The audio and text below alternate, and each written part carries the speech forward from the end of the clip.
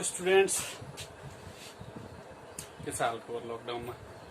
ठिकै छ। लकडाउनमा स्टडी गर्नु पर्यो भने यो उपाय छ हामीसँग। Motion of charge particle in uniform magnetic field. योभन्दा पहिलो क्लासमा हामीले अबाउट मिलिकन्स एक्सपेरिमेन्ट स्टडी गरेको थियौं। अब हामीले कुनै चार्ज पार्टिकल्सहरू यदि यूनिफर्म मैग्नेटिक फिल्डमा हामीले फ्यालिरहेको छौं भने त्यसको मोशन कस्तो हुन्छ होला भन्ने कुराको बारेमा डिस्कसन यहाँ गर्न गइरहेको छौं, है त। अब चार्ज पार्टिकल भनेको कस्तो त भन्दाखेरि charge particle may be electron, proton, कुनै पनि charge particle. Let us consider a charge particle which charge is Q, charged particle charge, र यम भन्नुको मतलब त्यो चार्ज पार्टिकल को मास हो। यम भन्नुको मतलब त्यो चार्ज पार्टिकल को के हो त भन्दाखेरि मास हो, जसलाई हामीले युनिफर्म म्याग्नेटिक फिल्डमा फ्यालिरहेको छौं। र बी भन्नुको मतलब जुन म्याग्नेटिक फिल्डमा फ्यालिरहेको छौं त्यो म्याग्नेटिक फिल्ड को म्याग्नेटिक इन्टेन्सिटी भयो अथवा म्याग्नेटिक फिल्ड स्ट्रेन्थ भनौं, म्याग्नेटिक फिल्ड स्ट्रेन्थ भनौं, यो बी ले। र भी भन्नुको मतलब त्यसको भेलोसिटी भयो जुन चार्ज पार्टिकललाई हामीले म्याग्नेटिक फिल्डमा फ्यालिरहेको छौं। त कुनै चार्ज पार्टिकललाई यदि हामीले युनिफर्म म्याग्नेटिक फिल्डमा फ्याल्छौं भने त्यो चार्ज पार्टिकलमा एउटा फोर्स लाग्छ। म्याग्नेटिक फिल्डले एउटा फोर्स लगाउँछ, त्यो फोर्सलाई हामीले भन्छौं लरेन्ज फोर्स भन्ने गर्छौं। लरेन्ज फोर्स भन्ने गर्छौं भने लरेन्ज फोर्स यो कुनै पनि चार्ज पार्टिकललाई हामीले चाहे इलेक्ट्रिक फिल्ड चाहे म्याग्नेटिक फिल्डमा फ्याल्यौं भने त्यो इलेक्ट्रिक फिल्डको लागि अलग फोर्स लरेन्ज फोर्स नै हो, तर त्यो इलेक्ट्रिक फिल्डको लागि अलग हुन्छ। र म्याग्नेटिक फिल्डको लागि लोरेन्ज फोर्सको फर्मुला हुन्छ F is equal to Q into V cross B, V cross B। अब यसलाई मैले अलिकति यो भेक्टरहरूलाई क्रस प्रोडक्ट लेख्नु पर्यो भने प्लस प्रोडक्टको ठाउँमा लेख्नु पर्यो भने म्याग्निट्युडको ठाउँमा V into B sine theta into n भनेको युनिट भेक्टर भयो। यो भन्नुको मतलब हाम्रो लोरेन्ज फोर्स भयो। कसको लागि त भन्दाखेरि कुनै चार्ज पार्टिकललाई यदि हामीले युनिफर्म म्याग्नेटिक फिल्डमा फ्यालिरहेको छौं भने। ठीक छ, यो हामीले जानिराख्नु पर्यो। फर्मुला पछि हायर क्लासमा गयो भने कहाँबाट आयो यो फर्मुला भन्ने कुरा हामीले थाहा हुन्छ भने यति हामीले अहिले जान्नु पर्यो भन्दाखेरि कुनै चार्ज पार्टिकललाई हामीले म्याग्नेटिक फिल्डमा फ्याल्यौं भने त्यसले लोरेन्ज फोर्स लाग्छ त्यो चार्ज पार्टिकलमा भनेर जान्नु पर्यो। अब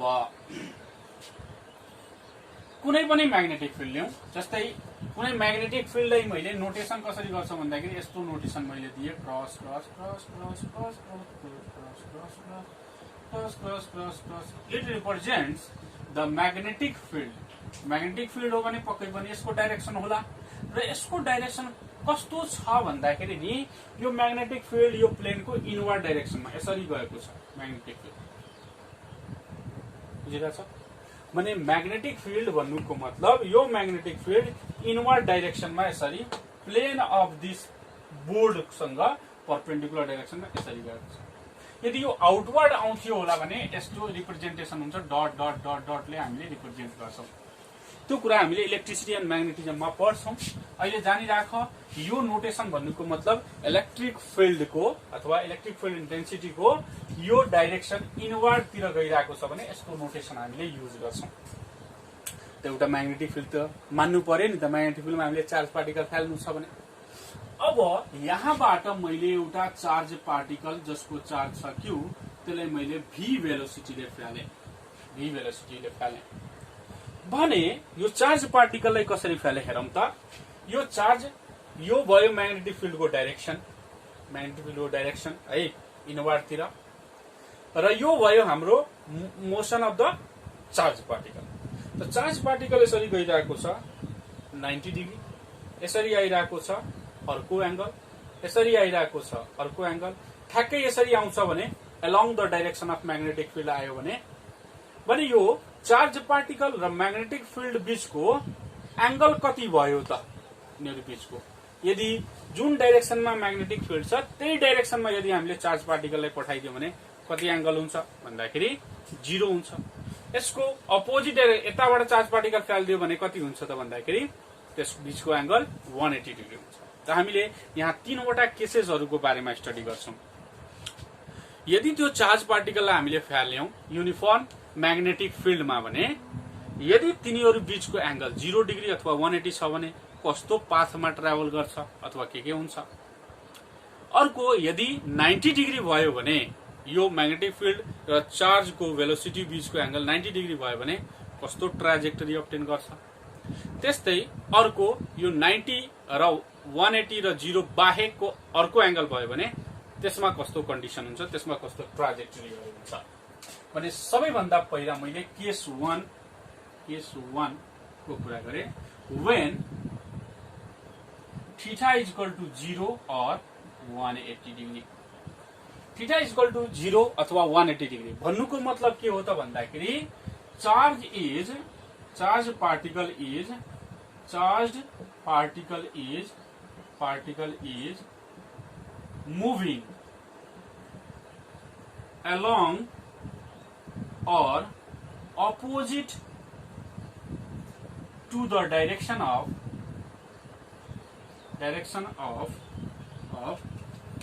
magnetic field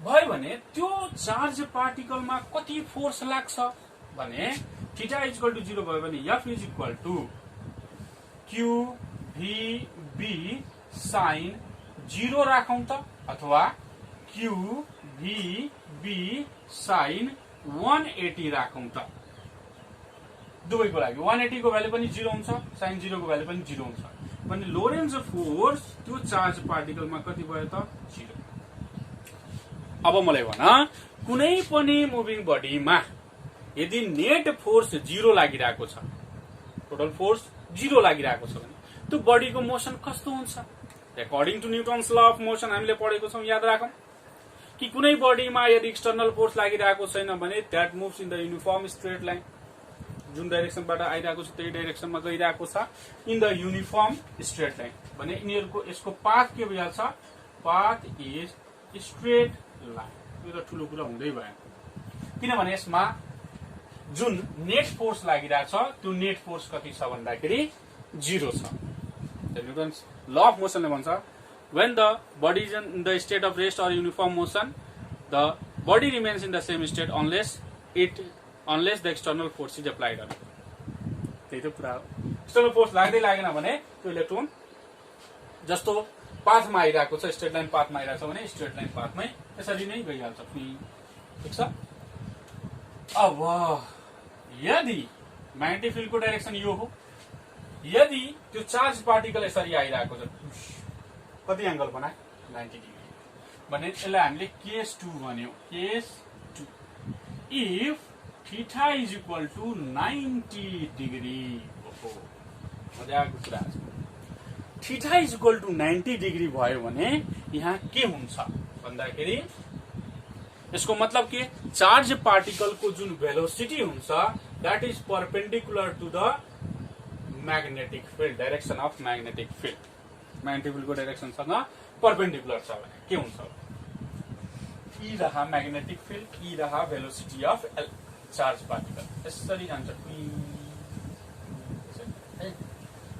अब यो चार्ज पार्टिकल यहाँबाट यहाँ आयो मानौ this is the charge particle Q यसको भेलोसिटीको एक्चुअल डाइरेक्सन कता छ यता छ ठीक छ एक्चुअल डाइरेक्सन यता छ अब हामीले एउटा कुरा दिमागमा ल्याउनु पर्यो राइट ह्यान्ड रूल म्याग्नेटिजममा यो धेरै इम्पोर्टेन्ट रूल हो राइट ह्यान्ड रूलमा के हुन्छ यो मेरो राइट ह्यान्ड भयो यसलाई मैले यसरी राख्छु यो फिंगरको जुन डाइरेक्सन छ नि यो फिंगर्सहरुको डाइरेक्सन यसले बताउँछ के त भन्दाखेरि it is the direction of magnetic field यो फिंगरले it is the direction of magnetic field र यो फिंगर परपेंडिकुलर टु दिस छ भने it denotes the direction of velocity of इलेक्ट्रोनको भेलोसिटी अथवा चार्ज पार्टिकलको भेलोसिटीलाई डिनोट गर्छ। र यो पाल्म जुन छ नि, पाल्म यो माथितिर फर्केको छ भने यो पाल्मको डाइरेक्सन जुन हुन्छ, it is the direction of Lorentz force. यो फोर्सको डाइरेक्सन हो। इस हातको ऐसे राखो, म्याग्नेटिक फिल्डको डाइरेक्सन उता छ, म्याग्नेटिक फिल्डको डाइरेक्सन उता छ, यो फिंगरको डाइरेक्सन उता छ। चार्ज पार्टिकलको डाइरेक्सन कता छ? यो साइडमा छ। चार्ज पार्टिकलको डाइरेक्सन यता छ भने फोर्स कता लाग्छ? माथि। फोर्स कता लाग्छ? माथि। फोर्स माथि लाग्छ भन्नुको मतलब यहाँ हेरौं, यो फोर्स माथि लाग्यो, फोर्स माथि लाग्यो।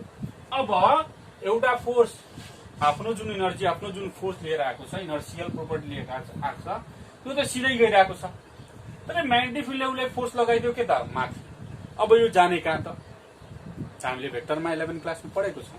यदि एउटा बडीमा यता पनि एउटा फोर्स लागिरहेको छ, यता पनि एउटा फोर्स लागिरहेको छ भने यो बडी चाहिँ यसको रिजल्टेन्ट तिर भाग्छ। रिजल्टेन्ट भन्नुको मतलब यसलाई मैले यसरी रिजल्टेन्ट, यसको रिजल्टेन्ट यसरी भयो, यसरी जान्छ। अब यो पोइन्टमा चार्ज पार्टिकल आयो मानौ, अब यसको भेलोसिटीको डाइरेक्सन त यता भइहाल्यो। यता भइहाल्यो भने अब हेरौं यसमा फोर्स कता लाग्छ। ठीक छ, म्याग्नेटिक फिल्डको डाइरेक्सन भित्रतिर, यो चार्ज पार्टिकलको डाइरेक्सन भेलोसिटी भने फोर्स कता लाग्छ? यता लाग्छ।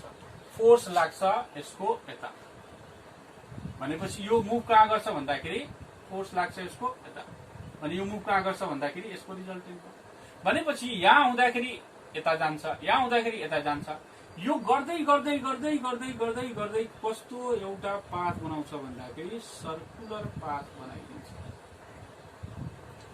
भने इफ है, अब हेरौं न, यो पोइन्टमा फोर्स यता लागिरहेको छ, अब भेलोसिटीको डाइरेक्सन यता भयो, यता भयो, यता भयो। फोर्सको डाइरेक्सन चेन्ज हुँदै गइरहेछ, रिजल्टेन्ट पनि चेन्ज हुँदै जान्छ, अनि यो एउटा circular motion, circular path obtain गर्छ यो चार्ज पार्टिकलले। ठीक छ, त सर्कुलर मोसन जुन अब्टेन गर्छ त्यो कति फोर्सको कारणले गर्दा, कुन फोर्सको कारणले गर्दा भएको भन्दाखेरि F is equal to QVB sin 90 degree whole by. ठीक छ भने QVB sin 90, sin 90 भनेको 1 हो भने QVB it is the maximum force applied by magnetic field. किनभने sin 90 को भ्यालु चाहिँ साइन को हरेक एंगलमा रहेको भ्यालु भन्दा ग्रेटर हुन्छ। त्यही भएर यो फोर्स मैक्सिमम हुने कन्डिसन चाहिँ 90 डिग्री, मैक्सिमम फोर्स लाग्छ। अरु सबै कन्डिसन भन्दा मैक्सिमम फोर्स यो कन्डिसनमा लाग्छ। र कति फोर्स लाग्छ भन्दाखेरि QVB। अब QVB ले त फोर्स लगाए यसरी इलेक्ट्रोन गइरहेको थियो, अब यो मैग्नेटिक फिल्डमा यो सर्कुलर पाथमा घुमिरह्यो। सर्कुलर मोसनमा आयो भने त्योसँग एउटा सेन्ट्रिपिटल फोर्स हुन्छ। कति हुन्छ सेन्ट्रिपिटल फोर्स? सेन्ट्रिपिटल फोर्स कति हुन्छ होला भने FC इज इक्वल टू कति हुन्छ? mv square by. अब देख भाइ, यो सेन्ट्रिपिटल फोर्स भन्नुको मतलब यो बडी सर्कुलर मोसनमा छ भन्नेको फोर्स हो, हैन? त्यसपछि यो F इक्वल टू QVB। यही फोर्स को कारणले गर्दा यो सर्कुलर मोसनमा आएको र यस्तै सेन्ट्रिपिटल फोर्स लागेको हो भने यो फोर्स र यो फोर्स दुवै के हुन्छ? बराबर। सेन्ट्रिपिटल फोर्स जुन हुन्छ यसको लागि कुनै न कुनै सोर्स चाहिन्छ। जस्तै earth is revolving around the sun, त्यहाँ सेन्ट्रिपिटल फोर्स आयो। कसको कारणले सेन्ट्रिपिटल फोर्स आयो त भन्दाखेरि ड्यू टू ग्रेभिटेशनल फोर्स। त्यस्तै electron is revolving around the nucleus, कसको कारणले सेन्ट्रिपिटल फोर्स आयो भन्दाखेरि ड्यू टू इलेक्ट्रोस्टैटिक फोर्स। भने त्यो कन्डिसनमा इलेक्ट्रोस्टैटिक फोर्स र static force between electron and nucleus will be equal to centripetal force. Gravitational force will be equal to centripetal force. ठीक छ भने यहाँ पनि यो फोर्स को कारणले गर्दा सेन्ट्रिपिटल फोर्स प्रोड्युस भएको हो भने यो फोर्स इज इक्वल टू यो फोर्स किन नहुने? ठीक छ भने from equation 1 and 2 From equation 1 and 2, what do we get? C. Fc is equal to F mv square by R is equal to QVB. एउटा V कटिङ भने यो R उता भयो भने mv by QB भयो इक्वल टु R. हामीसँग एउटा relation आयो R is equal to mv by QB. यो रेडियस अफ द अर्बिट भयो है, radius of the orbit of the circular path भयो. ठीक छ. अब हेर यो रेडियसमा मानौ एउटा चार्ज पार्टिकल छ, एउटा इलेक्ट्रोनै छ, जसको त के हुन्छ भन्दाखेरि मास कन्स्ट्यान्ट छ, भेलोसिटी कन्स्ट्यान्ट छ र यो के लेख्नु मैले बी लेख्नु पर्ने थियो है. मास कन्स्ट्यान्ट छ, चार्ज कन्स्ट्यान्ट छ, म्याग्नेटिक फिल्ड कन्स्ट्यान्ट छ. यदि m by QB कन्स्ट्यान्ट छ भने हामीले लेख्न सक्छौं R is directly proportional to B. Velocity बढी भयो भने हेरौं, भेलोसिटी बढी भयो भने रेडियस अफ द अर्बिट पनि ठूलो हुन्छ. ठूलो स्पिडले आइरहेको छ, ठूलो भेलोसिटीले आइरहेको छ भने रेडियस ठूलो हुन्छ. सानो भेलोसिटीले आइरहेको छ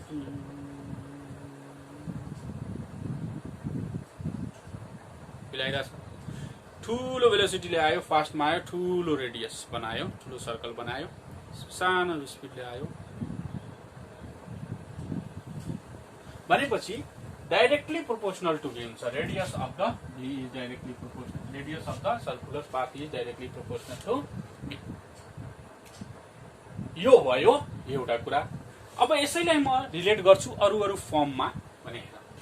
यो R जुन छ, R is equal to now R is equal to mv by qb छ. We know that P is equal to कति हुन्छ m. P is equal to mv हुन्छ भने R is equal to कति भयो त P by qb लेख्न सकिन्छ मोमेन्टमको टर्ममा. ठीक छ.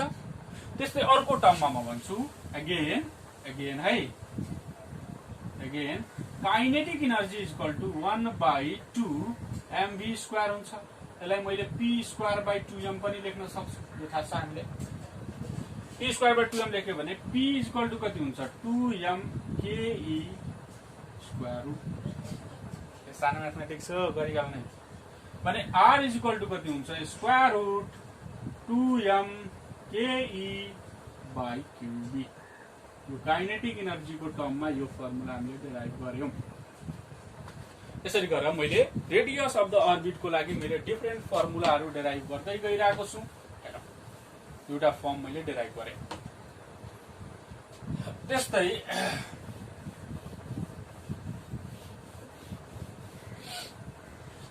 यदि पोटेन्शियलको टर्ममा भन्ने हो भने पोटेन्शियलको टर्ममा भन्ने हो भने V is equal to work done per unit charge हो. भने work done is equal to कति हुन्छ V इन्टु Q. पोटेन्शियल भन्नुको मतलब के it is the work done in bringing the unit charge from one terminal to another terminal है. भने V is equal to W by Q भयो भने W is equal to V into Q हुन्छ.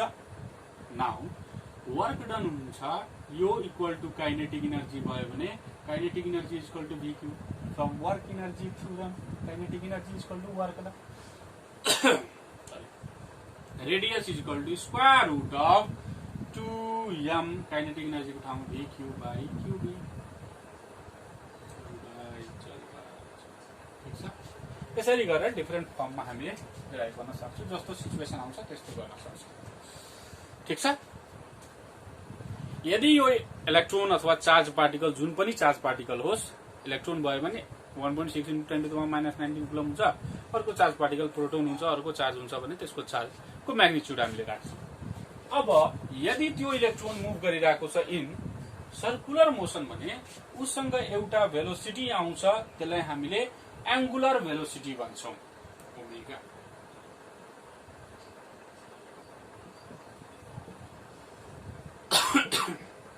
Angular velocity हामीले पढेको छौं circular मोसनमा पुरनका इज इक्वल टु नयका इन्टु आर.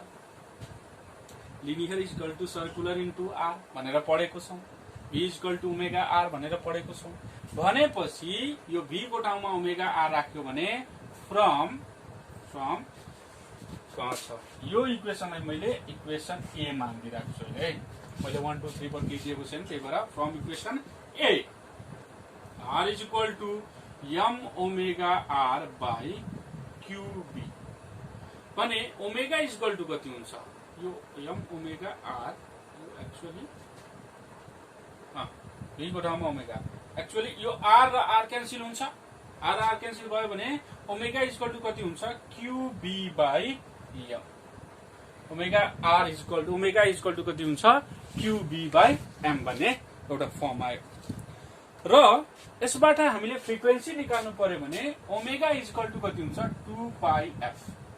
थाहा छ कि ओमेगा इज इक्वल टू कति हुन्छ 2 पाई एफ भने omega is equal to 2 pi F भयो भने यो कति हुन्छ क्यूबी बाई एम भने एफ इज इक्वल टू कति हुन्छ QB by 2 pi M. Frequency आयो। यो फ्रिक्वेन्सी कसको हो त भन्दाखेरि यो फ्रिक्वेन्सी जुन जुन चार्ज पार्टिकल आइरहेछ युनिफर्म म्याग्नेटिक फिल्डमा घुमिरहेको छ यसरी त्यो सर्कुलर मोसनको लागि यो फ्रिक्वेन्सी भयो। र यो फ्रिक्वेन्सीलाई हामी भन्छौं साइक्लोट्रोन फ्रिक्वेन्सी। साइक्लोट्रोन फ्रिक्वेन्सी र त्यो चार्ज पार्टिकल जुन आयो त्यो चार्ज पार्टिकल त्यो युनिफर्म म्याग्नेटिक फिल्डमा कति बेलासम्म बस्यो कति बेलासम्म घुमिरह्यो त्यसको लागि हामीले टाइम पिरियड निकालौं। Time period is equal to 1 by F भने टी इज इक्वल टू कति हुन्छ भन्दाखेरि T is equal to 1 by F भने यो एफ को भ्यालु छँदै छ 1 by QB by 2 pi M is equal to 2 pi M by QB. अब देख भाइ T is equal to 2 pi M by QB हामीसँग आयो। फटाफट सार्ने।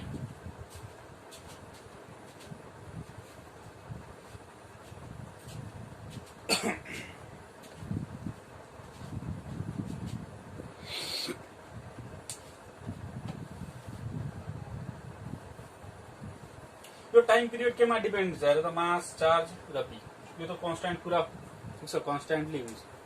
It does not depends upon the velocity. जति velocity फ्यालौ टाइम पिरियड त्यति नै हुन्छ। Time period does not depends upon the velocity भयो होला। मैले लाइक मेचे है।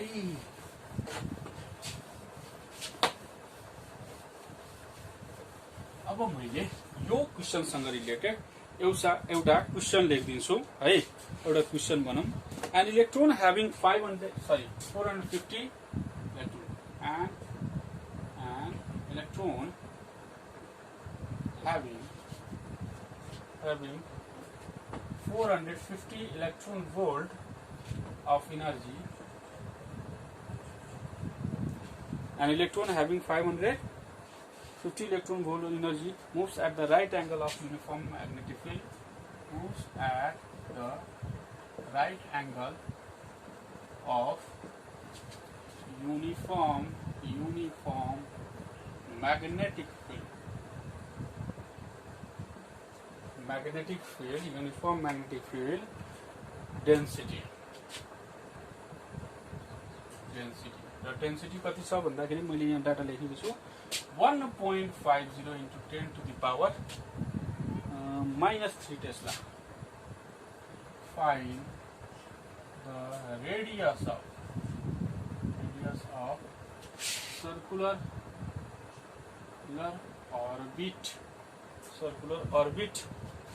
orbit. Assume that specific charge of electron is E by m is equal to 1.76. यसलाई specific charge भन्छौं। यहाँ हामी कुरा गर्छौं पछि 1.76 into 10 to the power 11 coulomb per kg। चलता ये उक्ता क्वेश्चन छ।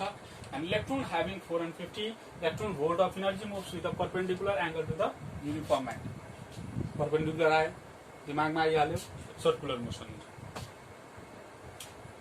कति एनर्जीले आयो 450 इलेक्ट्रोन भोल्ट छ भनेको मतलब यो त वर्क कोएफिसिएन्ट एनर्जी भनेकै छ भने काइनेटिक इनर्जी मुभिङ बडीसँग कुन इनर्जी हुन्छ kinetic energy equal to 450 electron volt kinetic energy भन्नुको मतलब 1/2 mv square is equal to 450 electron volt भने यो यता हुन्छ भने v square is equal to कति हुन्छ भन त 450 e by m into v र यहाँ 2 त जान्छ ठीक भने v इज इक्वल टु कति हुन्छ square root 2 into 450 900 e by m को भ्यालु डाइरेक्ट दिएको छ र 1.76 into 10 to the power 11 अब कुलम पर केजी ले यो भोल्ट काट्छ ठीक छ यो हटा भने यहाँबाट हाम्रो भेलोसिटी आउँछ है भेलोसिटी निकाल्न सकिन्छ क्याल्कुलेट गरेर हेर कति आउँछ भेलोसिटी ठीक छ क्याल्कुलेट नगर्दा पछि फर्मुलेट गर्दा पनि हुन्छ त्यसपछि रेडियसको लागि हामीले फर्मुला पढेछौं रेडियसको लागि फर्मुला कति हुन्छ त भन्दाखेरि